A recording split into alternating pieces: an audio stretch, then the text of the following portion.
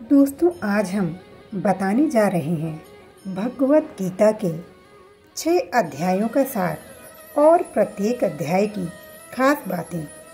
साथ ही यह भी जानेंगे कि किस अध्याय को किस खास नाम से जाना जाता है। आइए शुरू करते हैं। प्रथम अध्याय अर्जुन विषाद योग। इस अध्याय में कुल 47 श्लोकों द्वारा श्री कृष्ण द्वारा अर्जुन की मनः स्थिति का वर्णन किया गया है कि किस तरह अर्जुन अपने सगे संबंधियों से युद्ध करने से डरते हैं। वे अपनों से द्वंद्व नहीं करना चाहते। वह चाहते हैं कि किसी तरह से आपसी संधि हो सके, लेकिन भगवान कृष्ण उन्हें बार बार समझाते हैं, यह कर्म भूमि है। मनुष्य का वास्तविक घर तो परम धाम है। यह संसार तो उसके लिए पल भर का खेल है। सब अपने यहीं छूट जाते हैं, लेकिन जो धर्म के अनुसार कर्म करता है वही उस मानव के साथ जाता है।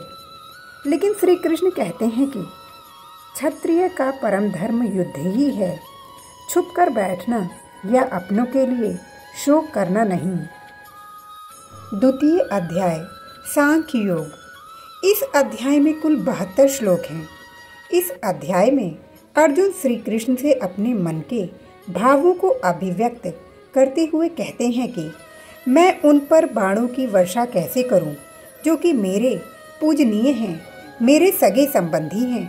आखिर लोग क्या कहेंगे कि राजपाट की लालसा से अपनों को ही आघात पहुंचाया।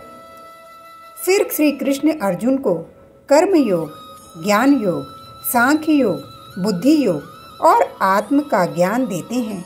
आखिर आत्मा को कौन मार सकता है?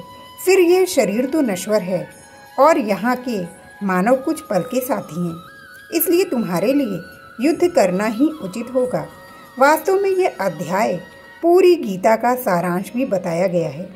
इसे बेहद महत्वपूर्ण भाग माना जाता है, जो पूरे विश्व के लिए प्रेरणादायक है। तृतीय अध्याय कर्मयोग।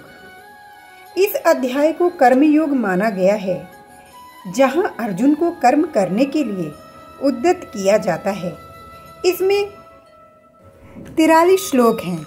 श्री कृष्ण अर्जुन को समझाते हैं कि रणभूमि में परिणाम की चिंता तो कायर करते हैं, योद्धा कभी फल की कामना नहीं करते।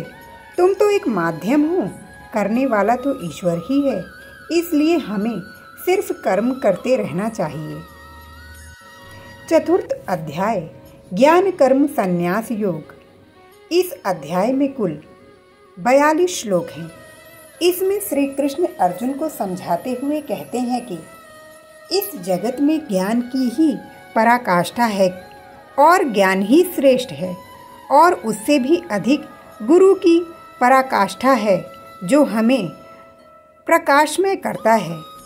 अर्जुन को इसमें श्री कृष्ण बताते हैं कि धर्मपरायण के संरक्षण और अधर्मी के विनाश के लिए गुरु का अत्यधिक महत्व है, अर्थात गुरु के बताए मार्ग का अनुसरण करना भी शिष्य का परम कर्तव्य है। इसलिए तुम युद्ध के लिए तैयार हो जाओ।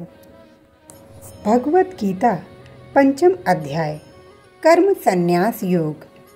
इस अध्याय में 29 श्लोक हैं।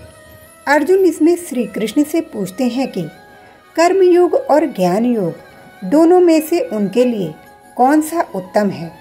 मन की भाव अभिव्यक्ति मनुष्य को बंधन में बांध देती है, लेकिन उसका सच्चा ज्ञान ही उसका मार्गदर्शक होता है।